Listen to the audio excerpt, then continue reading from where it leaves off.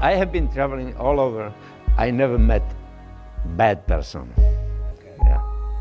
We are on this earth, and we are citizens of this earth. We are all the same. No nationality, no borders. I look at it this way. Hi there. When one considers a prolific photographer like Josef Koudelka, it's challenging to condense his life's work into a single 15-minute video. We consider some photographers as greats if they've produced a body of work that is timeless, or perhaps a sizable number of extraordinary photographs that we all wish that we had produced. Even within this greats category, there is still a hierarchy. For me, Koudelka is on the same level as, say, photographers like Robert Frank or Robert Adams, even though obviously their subject matter and approach varies. Koudelka is now 86 and has produced an extraordinary number of remarkable photographs, and he's enriched the medium of photography through his vision. You can't pigeonhole him into categories like documentarian, photojournalist, or street photographer. He's all three and a lot more. He would probably shy away from the label of artist, but most of his work is highly personal and can only be accessed on the level of metaphor. I considered various options of how I could approach his work and decided that his book Exiles stands out as an extraordinary achievement and deserves its own analysis. It's also the body of work that I think had the most significant impact on my personal development as a photographer, so I'll save that discussion for the next video. At the age of 14, Koudelka was introduced to photography by the local baker in Moravia in the Czech Republic. He managed to buy his first cheap camera, the Bakelite 6x6, by selling wild strawberries that he had collected from the bushes alongside the road outside town.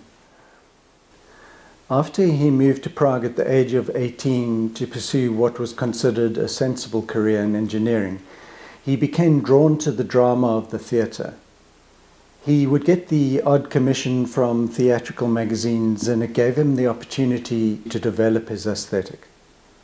While he worked as an aeronautical engineer, he developed his project on the Roma people.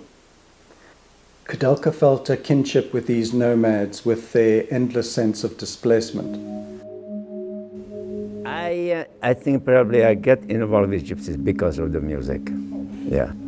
And there is the gypsy music, which people, they would automatically, if they listen that, they would understand. As they moved from village to village, he would follow with only his equipment, rucksack, and a sleeping bag. They thought that he was more of an outcast than they were, and they nicknamed him the Romantico Clandestino.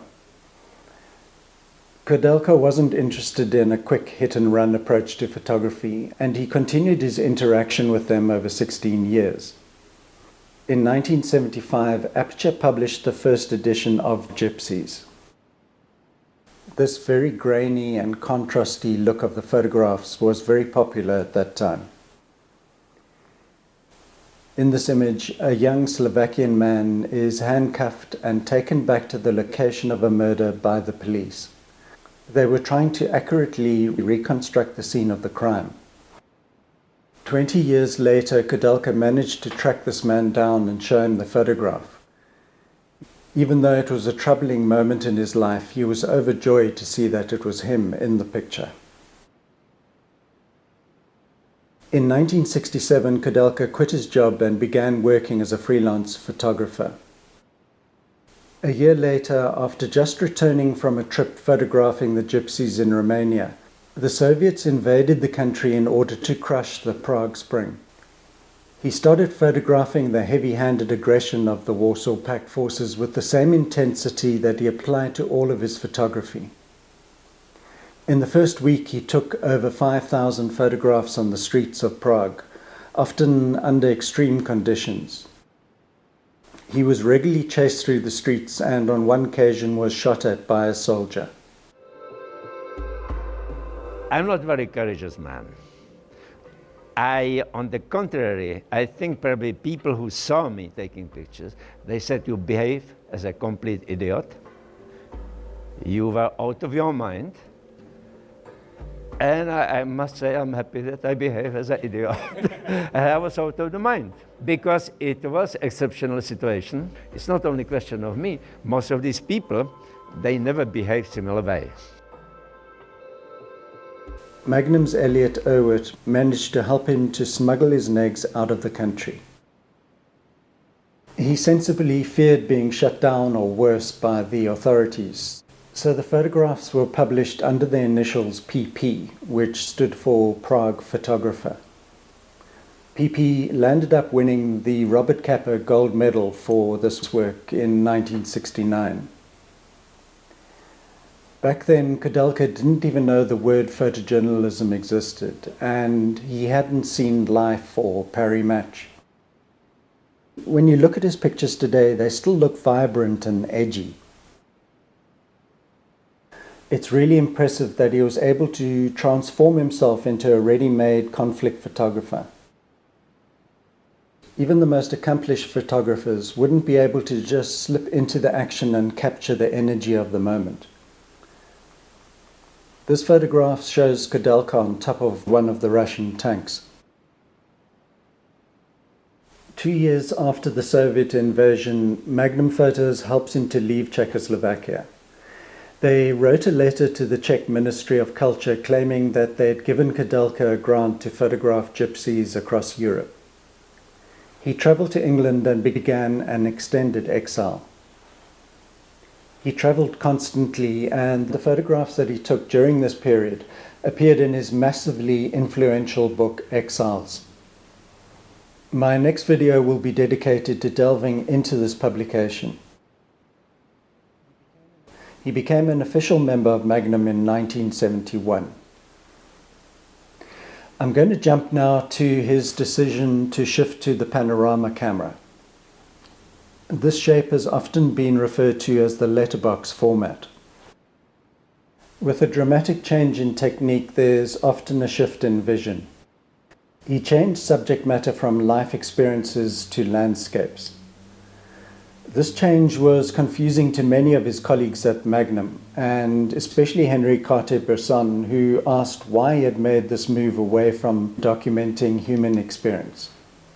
His answer was, if you're photographing people all of the time, you're running after something. With landscapes, you're waiting all of the time. It's much more relaxing. Now that's quite a slick answer, but probably he also realized that he had taken his photography to a high point with Exiles, and he was at risk of repeating himself if he carried on shooting in a similar way.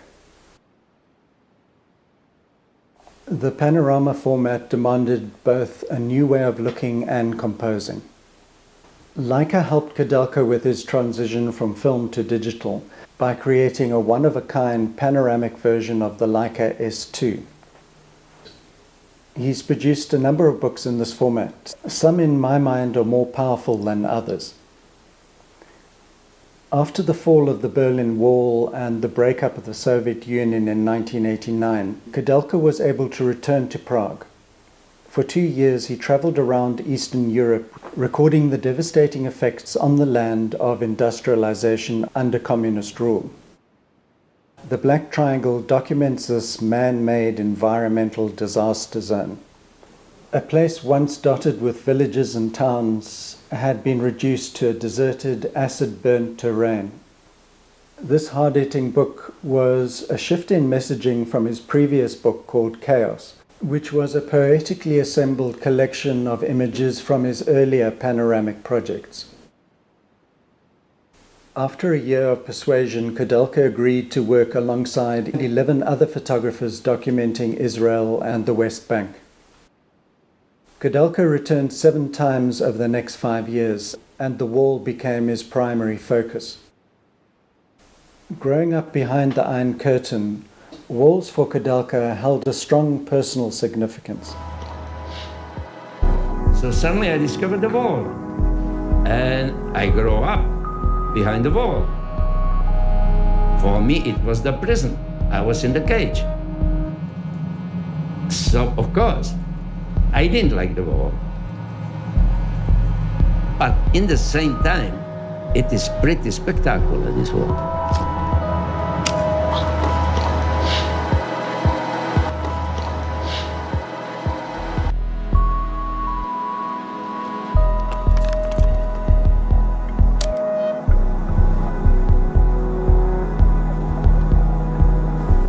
His approach was to explore how the barrier dominates and devastates the land. This wall around the West Bank is made up of steel, concrete and barbed wire. It's 9 meters high and 700 kilometers long. He looked beyond the political narratives to question and to reveal rather than to judge. He's happy for the viewer to interpret these photographs as they wish. The author of Koudelka's visual biography, Next, described him as more of an enigma than an eccentric.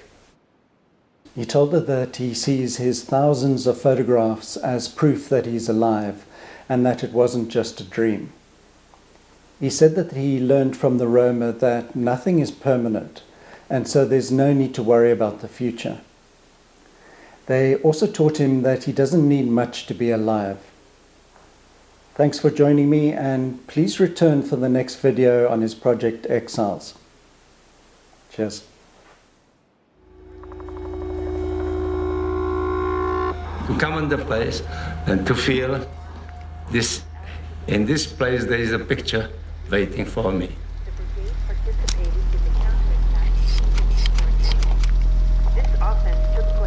And to go there as many times when you get it.